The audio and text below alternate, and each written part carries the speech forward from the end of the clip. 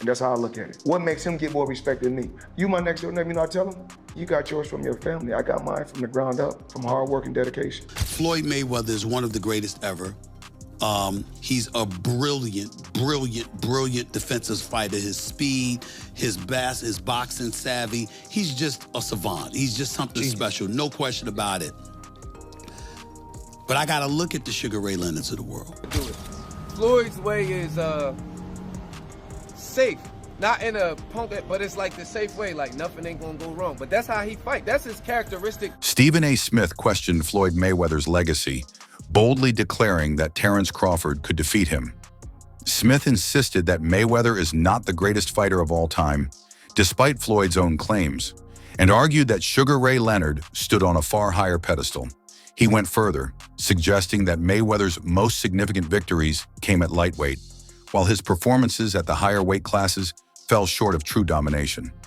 Even Mayweather's win over Canelo Alvarez was brushed aside by Smith as not all that impressive. Those remarks lit a fire under Mayweather, who made it clear he would not sit back and allow his greatness to be diminished. It's not just about your skills, it's who you do it against. Your level of competition. Is it possible that he's so far beyond his level of competition that he made it look easy? Well, I think he did as a lightweight. When he went up to the welterweight division, not so much. You know what I'm saying? Now, if taking out Canelo the way he took out. Well, he just gave him a boxing lesson. But Canelo was 22 years old. See, I remember That's that. an excuse, though. I don't like this. Like, he's 22, he's too young. I will tell you this. Well, you know, you do have to take that into consideration. The guy had 100 fights. Well, let me explain. You have to take that into consideration when boxing is the issue. Now, if he got knocked on his ass, that's different. But when he simply got schooled, when you swinging a punch and Floyd is tapping you on your shoulder saying, I'm behind you, that's a problem. You understand what I'm saying? That's just skill, like, you know, We could credit Floyd with that. Of course, I am crediting. I'm saying he's a brilliant boxer.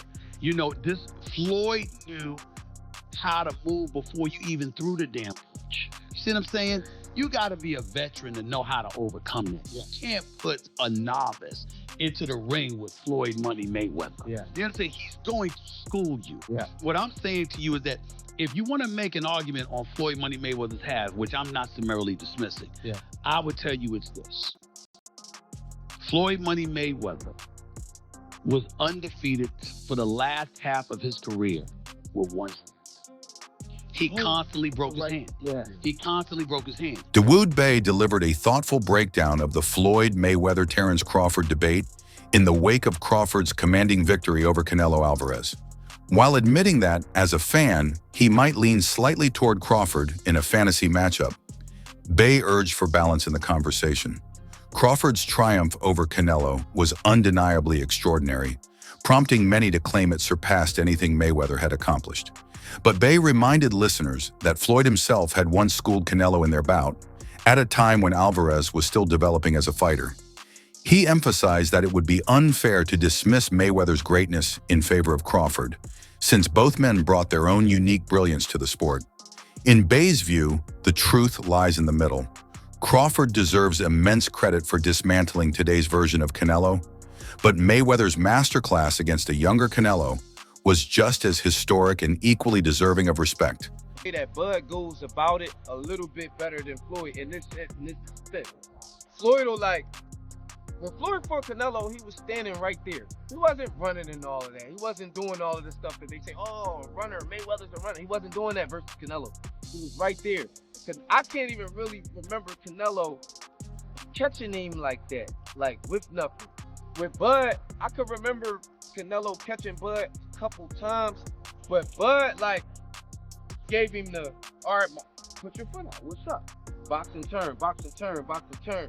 Like, it was like really standing there and like giving it to him with another type of energy. It was, the energy is more so like, all right, what's up? Like, you can't beat me. Floyd energy be like, bop, bop, I'm better than you. See what I'm saying? They don't really be respecting that all the time. They'll acknowledge it like, yo, I ain't gonna lie, he hard to catch. But they be like, nah, you didn't beat me up. Bud go about his fights in a way where though the Mexican fan base gotta be like, I ain't gonna lie, Canelo, he hollered at you. Like, he came at you too. He didn't just be better than you.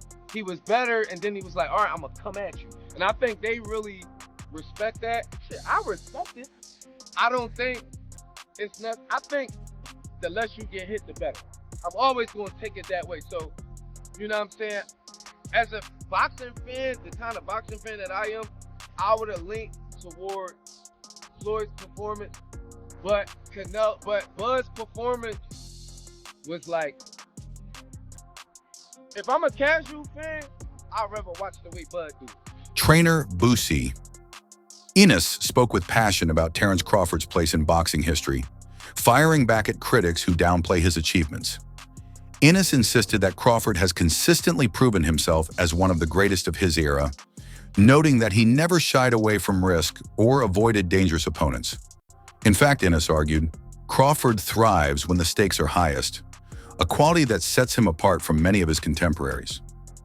By constantly seeking out the toughest challenges and conquering them, Crawford has earned his spot among the sport's elite. Enis stressed that instead of diminishing Crawford's legacy, people should recognize the rarity of a fighter who is as versatile, fearless, and successful as Crawford has been throughout his career. Think you could have never stopped. He'll tell you that. And it's down an open wall. This is what I tell you. Chance, he'll fight. He ain't even box. He can fight. He'll fight us. He take chances. You know what I mean? And that's how you get great, man. You want to be greatest out there now. I think he's the best out there right now. You know what I mean? What's left? For Terence? Yeah. If I was Terence, I would put this guy. You know, he did everything. He did everything. How many titles he done won? All that stuff. See, I go off one in the sunset, man. You know what I mean? You don't need money. You know what I mean? Crawford's longtime trainer, Brian BoMac McIntyre, believes his fighter still has a few defining moments left in the ring. According to him, Crawford could take on 2 or 3 more bouts before hanging up the gloves. One possibility on the table is a move to 160 pounds, a step BoMac says would be about more than just collecting belts. It would be about cementing a legacy that is already destined for the Hall of Fame. McIntyre emphasized that Crawford has already etched his name into history with groundbreaking wins and by becoming undisputed in multiple divisions. Still, the thought of chasing more titles in higher weight classes brings excitement to both the team and the fans. For BoMac, Crawford isn't chasing validation anymore. He's chasing history. Each opportunity at this stage is about solidifying his place among the all-time greats, an ambition reserved only for the legends. The second time. They can't take it away from him. Does this one mean more to you than the other one? Yeah, it does. Yeah. Give us the opportunity as a team to go into the Hall of Fame. Instead of a fighter going in there, instead of a coach going in there, give us a better chance of going in there as a team. So congrats on that. I know that means a lot to you. Definitely, definitely. I asked Bud this after the fight 2 weeks ago. Would he consider this a signature win? He said, yeah, one of them. Do you think that was the signature win of his career? Well, the last fight? Yeah, the Canelo one. Oh, hell yeah. Yep. Because he was the underdog. Everybody thought that, you know, he was going to get beat. He was going to get beat. Surprising. Well, what's next for that? What do you want to do? I just want to see him, you know, spend time with his family because, you know, training for a fight, you be gone a long time. You're going away from your family. Take a toll on you after a while. So, as a trainer, do you feel like you should sell off into the sunset after this monumental well, win? you know what? He made it look so easy. Shit. You know what I'm saying? Shit, got 2, 3 more in him and shit. You know what I'm saying? Frank Campbell tried harder. You know what I'm saying? Timothy Bradley spoke with deep admiration about Terence Crawford's impact on the sport and beyond. He explained that many young fighters wrestle with self-doubt, especially when critics downplay their progress. Crawford, he said, is living proof of what perseverance and determination can accomplish. Despite the skepticism that clouded his early career, Crawford silenced every doubter through his performances in the ring. Bradley highlighted how Crawford's rise, becoming a multiple-time undisputed champion across divisions, has inspired an entire generation. For Bradley, Crawford's legacy is not just about victories. It's about belief, courage, and resilience. He stands as proof that relentless hard work can overcome any criticism. Today, young fighters look to Crawford not only as a champion, but also as a role model who embodies the unbreakable spirit of never giving up. The man that you have become, you're a true inspiration to the youth, man. Anybody that's troubled, any troubled kid out there, man, they can look at you and say, hey, man, I got a fighting chance to get myself out the situation. All I got to do is make that choice. That's what you did, Crawford. You made that choice, man. You made that choice to change, bro. You know, you saw it going down, man, years ago, man, in 2008, man, when that bullet came through that window, you knew you had to do something or you'll end up 6 feet under, bro. You know, so that courage that you had, man, and that will that you had and that mindset of change, man, and the gym, you know, grooming you and turning you into a man, because that's what boxing does. See, people don't understand, man, that boxing is more than just throwing punches. You know, boxing teaches you discipline. You know, it teaches you love for people, love for others, man. You know, working together. You know, you're there constantly every single day, man. You know, spending time there perfecting a craft, man. Perfecting yourself, understanding yourself, learning more about yourself each and every single day. You push it inside the gym. You know, boxing is more than just throwing punches, man. You know. Floyd Mayweather's journey went far beyond the boxing ring. It reshaped the sport itself. As Oladipo explained, Mayweather crafted two personas that captivated the world: Pretty Boy Floyd and Money Mayweather. In his early years, Pretty Boy Floyd was a fearless risk-taker, delivering spectacular knockouts and showcasing raw talent. Later, Floyd Mayweather emerged as the consummate businessman, mastering defensive brilliance while transforming every bout into a global spectacle. His dominance in pay-per-view and his unmatched ability to market himself turned him into a phenomenon that transcended boxing.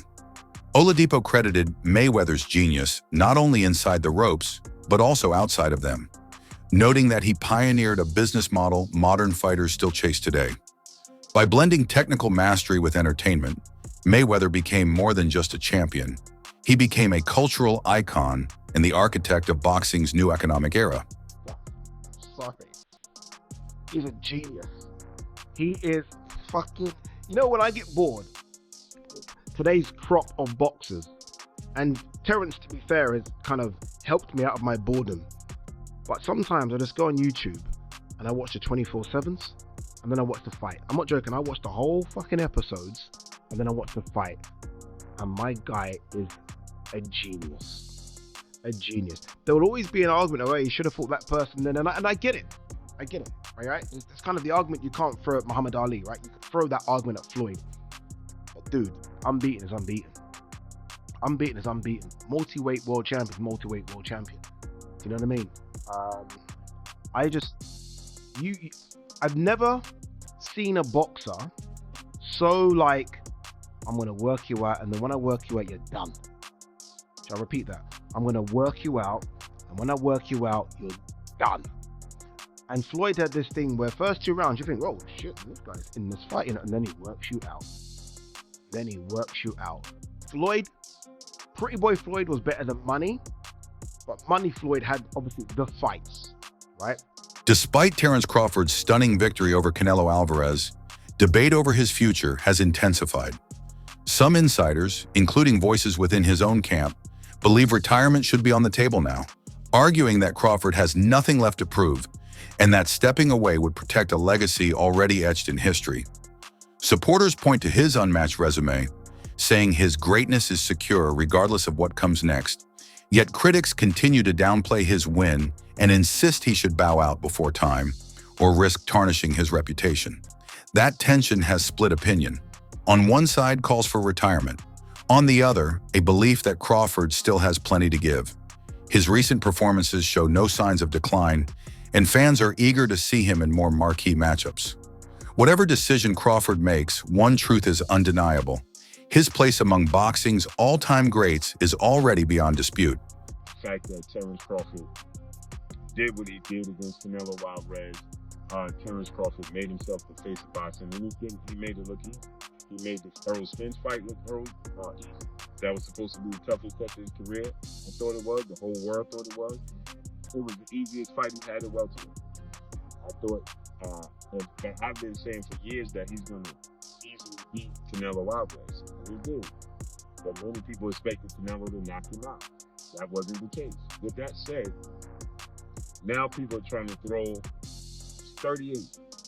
Tomorrow, Terence Crawford will be 38 years old. He's a 5-division champion. If he wants to stick around, like Terence Crawford stated, okay, Terence Crawford stated, if I don't stick around, I'm not dropping down no further than 160 pounds. If he stays in boxing, I say he have 2 more fights. Fight Genovich as the unified champion. Hopefully Carlos Adames and Lara fight and unify the belts. 2 fights at 160, pad the stats, become a 6-division champion and 4-division undisputed champion. Cool. Other than that, Terence Crawford needs to retire.